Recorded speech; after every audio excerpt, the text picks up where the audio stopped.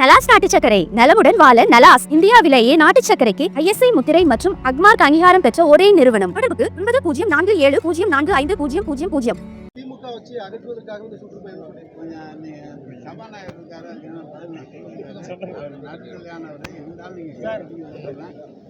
ஒவ்வொரு கட்சிக்காரங்களும் அவங்கவுங்க ஆட்சிக்கு வருவான்னு சொல்லலாம்.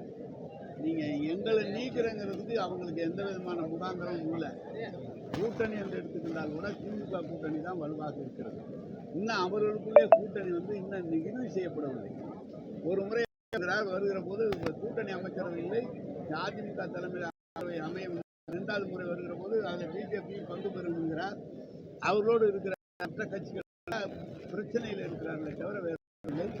அவர்கள் 7ஆம் தேதி எங்களுடைய தலைவர் ஏற்கனவே ஒரு மாதத்துக்கு முன்பாக அந்த பணியை தொடங்கி இன்றைக்கு அந்த பணி நடைபெற்று. எனவே களத்தில் நிற்கிற அவர் சொல்வார் எங்களை நீக்கிற முடியாத கருத்து திமுக வரும்.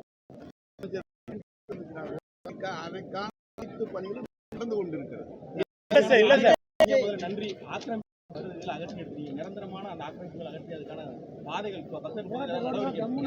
நீங்களே நாளைக்கு சொல்லுவீங்க எடுத்துட்டீங்க எடுத்துட்டீங்க ரொம்ப சிறப்பா இருக்கு. ஆக்கிரமிப்பு எடுத்தா ஒரு நேரம் ஒரு நாளுக்கு பாராட்டுவீங்க, மறுநாள் பூரா ஏழை எளியவர்களா நடத்திட்டீங்க.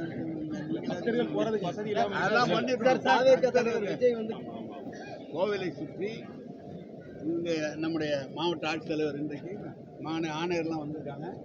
மழை பெஞ்சா தண்ணி கோயிலுக்குள்ள போகுது. அதனால அதுக்கு மழைநீர் வடிகால் கட்டணும்னு சொல்லியிருக்காங்க. மழைநீர் வடிகாலோடு அது சிமெண்ட் சாலையாக போட்டு எப்போதும் விழாத அளவுக்குள்ள டிபிஆர் கேட்டிருக்கேன். கொடுத்தாங்கன்னா அந்த வேலையை செஞ்சிருவோம். திருச்செந்தூர் கும்பாபிஷேகத்துக்கு தற்காலிகமாக ஒரு மரப்பாலம் அமைச்சிருக்காங்க. அந்த பகுதியில் அந்த பேக்வாட்டரில் நகராட்சியோட கழிவுநீர்லாம் போய் சேருது. இப்பவும் அந்த இடத்துல நேற்று கடந்த 10 நாட்களுக்கு முன்பாக நானும் என்னுடைய துறையினுடைய இயக்குநர் சென்று பார்த்துட்டு இருந்தோம். வந்தபோது அந்த 100 ஏக்கர் நிறுத்துவது கார் பஸ் நிறுத்துவதற்குரிய இடம் அதுக்கு தயார் செய்யப்பட்டு அந்த இடம் ஏனால் நெருக்கடி வந்துவிடும் சொல்லியிருக்கோம். அங்கே பஸ்ஸை நிறுத்திட்டு சுற்றி வரணும்னா மக்களுக்கு பெரிய சிரமம் உண்டு. அதனால தான் அதை நேரடியாக மரப்பாலம் போட்டு அங்கே பஸ்லேருந்து நேராக கோயிலுக்கு போகிற மாதிரி போட்டுருக்கு. கழிவு நீரை சுத்தப்படுத்துவதற்காக எஸ்டிபி புதுசாக போடுறோம். இருக்கிற எஸ்டிபியை விரிவுபடுத்துகிறோம், புது எஸ்டிபியை போடுறோம். வாய்க்காலெல்லாம் சுத்தம் பண்ணிட்டு கழிவுநீர் கலக்காத அளவுக்கு அடுத்த சுத்திகரிப்பு நிலையம் அமைக்கப்படும். ஜங்ஷன் பஸ் ஸ்டாண்ட்ல இந்த வாகன நிறுத்தம் இதுவரைக்கும் நம்ம உபயோகத்துக்கு கொண்டு வரல. பொதுமக்களுக்கு இலவசமா திறந்து விட்டுறலாமா சார்? ஜங்ஷன் ஏரியால டிராபிக் எப்படி இலவசமா அவ்வளவு பணம் கட்டிட்டு எப்படி இலவசமா கொடுத்துடலாமா சார்?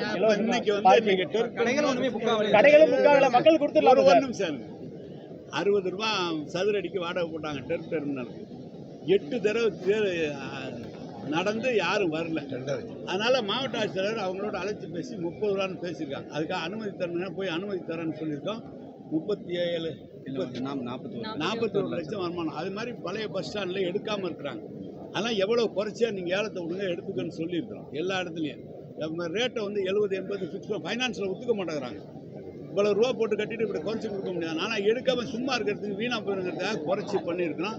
அது விரைவில் அதெல்லாம் பயன்பாட்டுக்கு வந்துவிடும். பாலக்காட்டில் கூட 540 கடைகள் பொது ஏல விடப்படுமா நீதிமன்ற உத்தரவுப்படி? இல்லை நீதிமன்றம் என்ன சொல்கிறதோ அதுபடி நடந்துடும். சரி சார், தனியார் வேலை வாய்ப்புனா இது வெற்றி. ஆனால் அரசு துறையில் போக்குவரத்து இன்னைக்கு மாலை பல்கலைக்கழகத்தில் அந்த மனோன்மணியம் பல்கலைக்கழகத்தில் இருக்கிற படித்த மாணவர்களுக்கு ஒரு வேலை வாய்ப்பு வரும். துணைவேந்தர் உருவாக்கி இப்போ அங்கே தான் போகிறோம். அதுவும் பண்ணியிருக்கிறோம்.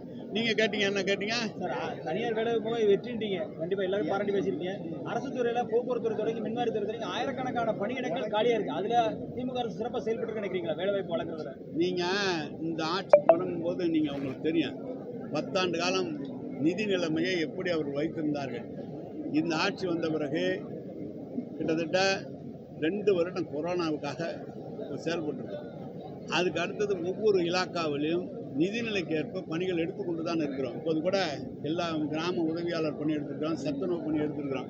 நேற்று சாயந்தரம் நைட்டு 2 மணிக்கு 2536 இன்ஜினியரை எங்களுக்காக எடுத்துருக்கோம். வெப்சைட்டில் போட்டோம்.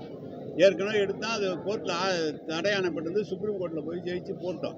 எனவே இப்போது முதலமைச்சர் சொல்லியிருப்பது எந்தெந்த துறையில் காலி பணியிடங்கள் இருக்கிறதோ நிதிநிலைக்கு ஏற்ப நீங்கள் எடுக்கலான்னு சொல்லியிருக்கிறாங்க. அது இல்லாமல் டிஎன்பிசியில் ஆயிரக்கணக்கான பேருக்கு இந்த ஆட்சியில் வேலை கொடுத்துருக்குறோம். தொடர்ந்து அந்த பணியை செய்து கொண்டிருக்கிறோம். ஆனால் நிதி நிலைமைக்கு ஏற்ப தான் செய்ய முடியும், ஒரே அடியில் செய்ய முடியாது. அதான் எதிர்க்கட்சி தலைவருக்கும் முதல்வருக்கு இணையா Z+ பாதுகாப்பு கூட்டணி ரொம்ப பலமா போயிட்டு இருக்குதான் நினைக்கிறீங்களா சார்? இப்போதானே சொன்னேன், அவங்களுக்குள்ள கூட்டணி சரியா இல்லை. நாங்கள் எங்களை கேட்டால் Z+ பாதுகாப்பு யாருக்கு வேணாலும் கொடுக்கலாம், ஆனால் ஜெயிக்கணும்ல, நாங்கள் தான் ஜெயிக்கணும். தமிழக வெற்றி கழக தலைவர் விஜய் முதல்வர் உங்க கூட கூட்டணி கிடையாது. திமுக கூட எப்பவுமே கூட்டணி கிடையாது அப்படின்னு சொல்லி அவரை நாங்கள் கூப்பிட்டு